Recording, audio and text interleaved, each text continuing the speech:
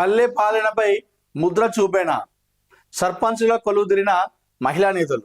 మండలం వర్ధనపేటలో 18 గ్రామ పంచాయతీలు ఉంటే అందులో 11 మహిళలు సర్పంచ్గా ఉన్నారు.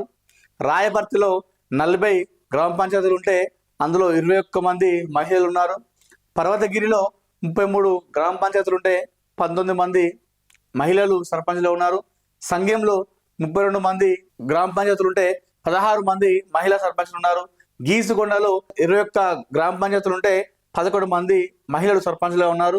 దుగ్గొండిలో 34 గ్రామ పంచాయతీలు గాను 17 మంది మహిళలు సర్పంచ్గా ఉన్నారు. నల్లబెల్లిలో 29 గ్రామ పంచాయతీలకు గాను 14 మంది మహిళలు సర్పంచ్గా ఉన్నారు. ఖానాపురంలో 21 జీబీలకు గాను 10 మంది సర్పంచ్గా ఉన్నారు. నరసంపేటలో 19 గ్రామ పంచాయతీలకు గాను 8 మంది మహిళలు సర్పంచ్గా ఉన్నారు. చిన్నరావుపేటలో 30 ఊర్లకు గాను 15 మంది అందులో మహిళలు సర్పంచ్గా ఉన్నారు. నెక్కండలో 39 మంది జీపీలు ఉంటే అందులో 20 మంది మహిళలు సర్పంచ్గా ఉన్నారు. మొత్తం 316 గ్రామ పంచాయతీల్లో 162 మంది సర్పంచులు ప్రస్తుతం తెలంగాణలో ఉండడం జరిగింది. సో ఎక్కువ శాతం ఏదైతే ఇప్పుడు మనం జీపీలు ఉన్నాయో ఆ జీపీలో ఉన్నటువంటి గ్రామాల ఆ జీబీల కంటే ఆ సగం కంటే ఎక్కువ మహిళలే సర్పంచ్గా ఉన్నారు. సర్పంచ్గా కొలువుదిరిన మహిళా నేతలు. వరంగల్ జిల్లాలో 316 జీబీల్లో 162 స్థానాల్లో గెలుపాట. అంటే ఇది ఓన్లీ వరంగల్ జిల్లా వరకే మీరు చెప్పింది కూడా.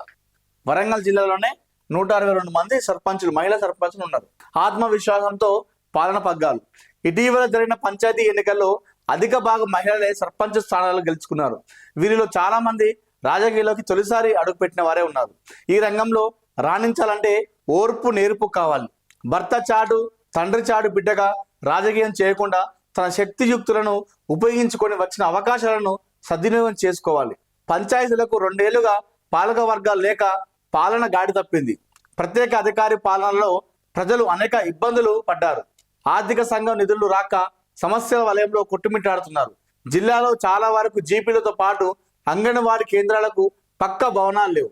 అనేక గ్రామాల్లో చెత్త సేకరణ అస్తవ్యస్తంగా తయారైంది. గిరిజన తాండాల్లో రహదారులు మురికి కాలువలు సరిగ్గా లేక తీవ్ర ఇబ్బంది పడుతున్నారు. సగానికి పైగా వరంగల్ జిల్లాలో మొత్తం 11 మండలాలు 317 గ్రామ పంచాయతీలు ఉన్నాయి. వాటిలో పురుషుల ఓట్లు 1,88,139, మహిళల ఓట్లు 1,90,589 ఉన్నాయి. పురుషుల కంటే 7,450 మంది మహిళా ఓట్లే అధికంగా ఉన్నాయి. అదేవిధంగా ఇటీవల జరిగిన పంచాయతీ ఎన్నికల్లో 316 సర్పంచులకు గాను 162 మంది మహిళా సర్పంచులుగా గెలిచిరట. సో ఎట్లుంటుందంటే ఈ గ్రామాలలో మహిళా సర్పంచులు ఉంటే భార్య సర్పంచ్ అయితే భర్త పెత్తనం చేస్తూ ఉంటాడు. ఈ చాలా ఊర్లో జరుగుతూ ఉంటాయి. సో ఏమవుతుందంటే మహిళ వచ్చింది, సపోజ్ ఒక బీసీ మహిళను ఎస్సీ మహిళను వచ్చింది అనుకోండి, లేదంటే జనరల్ మహిళ వచ్చింది అనుకోండి.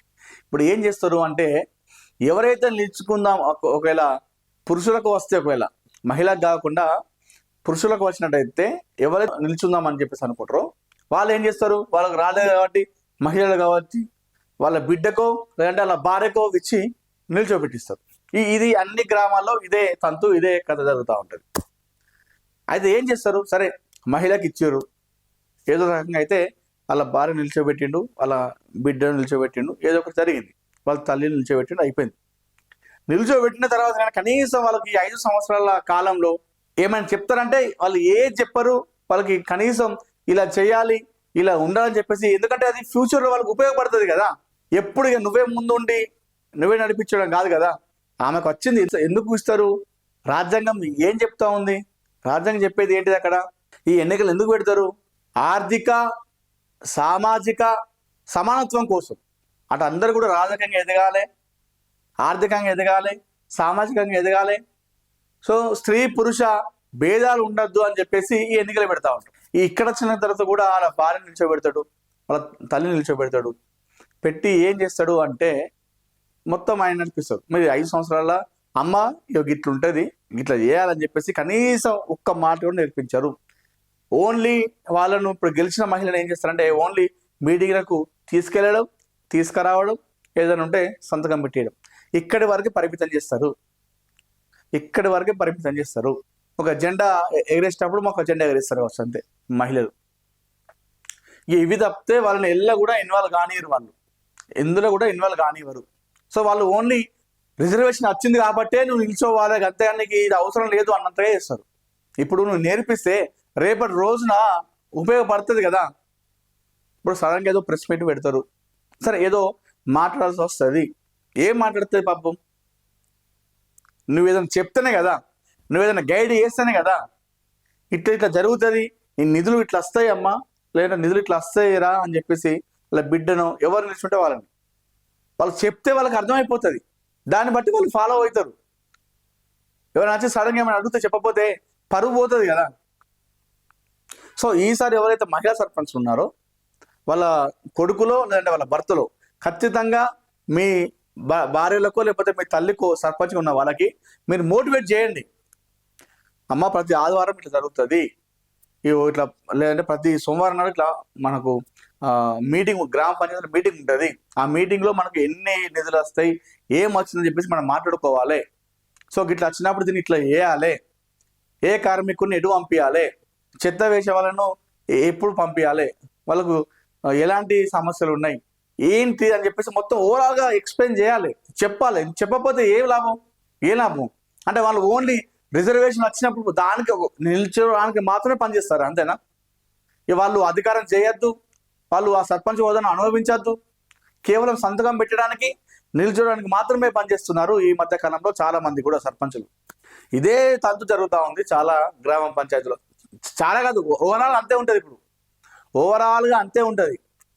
ఎక్కడైనా సరే ఒక సర్పంచి చదువుకున్న ఆమె ఉన్నా కూడా, చదువుకొని తెలిసినప్పటికి కూడా వాళ్ళ భర్తలు చెప్పరు, ఇన్వాల్వ్ కానియరు. మనం తెలుసుకుంటే మంచిదే కదా. రేపు రోజున మళ్ళీ వస్తుంది కావచ్చు మహిళ. సో అప్పుడైనా కూడా నువ్వు మాట్లాడడానికి ఉండాలి కదా, ఎవరికైనా సమాధానం చెప్పడానికి ఉండాలి కదా. సో దయచేసి రిజర్వేషన్ ద్వారా ఎవరైతే మహిళా సర్పంచ్లు అయితే ఇప్పుడు గెలిచిరో వాళ్ళందరికీ, వాళ్ళ భర్తలు కావచ్చు, వాళ్ళ కొడుకులు కావచ్చు, వాళ్ళ తండ్రులు కావచ్చు, పూర్తి అధికారం వాళ్ళ చేతిలో పెట్టండి, మహిళా చేతిలో పెట్టండి. వాళ్ళని మోటివేట్ చేయండి, వాళ్ళని చైతన్యపరచండి. సో చాలా మందికి చదువు రాదు కావచ్చు, చదువు రాకపోతే చెప్పండి. ఇట్లా చెప్తే రేపు రోజున వాళ్ళకి అర్థమైపోతుంది గ్రామ పంచాయతీలో ఏం చేయాలి, ఎట్లా ఉంటుంది, దేనికోసం ఏ సంతకం పెట్టాలి అని చెప్పేసి వాళ్ళకి తెలుస్తుంది. దానివల్ల వాళ్ళు ముందు అడుగు వేస్తారు, ముందుకు వెళ్తారు, రాజకీయంగా ఎదుగుతారు. వాళ్ళు కూడా కేవలం నిల్చోడానికి మాత్రమే రిజర్వేషన్ పనిచేస్తుంది అంటే ఆ రిజర్వేషన్ పెట్టి కూడా వేసాను అని అడిగితే ఏం లాభం? వాళ్ళకి అక్కడ సమానత్వం వస్తేనే కదా, మహిళలకి సమానత్వం వస్తేనే కదా, పురుషులతో పాటుగా వీళ్ళకి కూడా రాజకీయంగా సమానత్వం వచ్చినప్పుడే ఆ రిజర్వేషన్ ఒక అర్థం ఉన్నట్టు, ఆ ఎన్నికకు అర్థం ఉన్నట్టు. చూద్దాం మరి ఈసారి అట్లా చేస్తాం.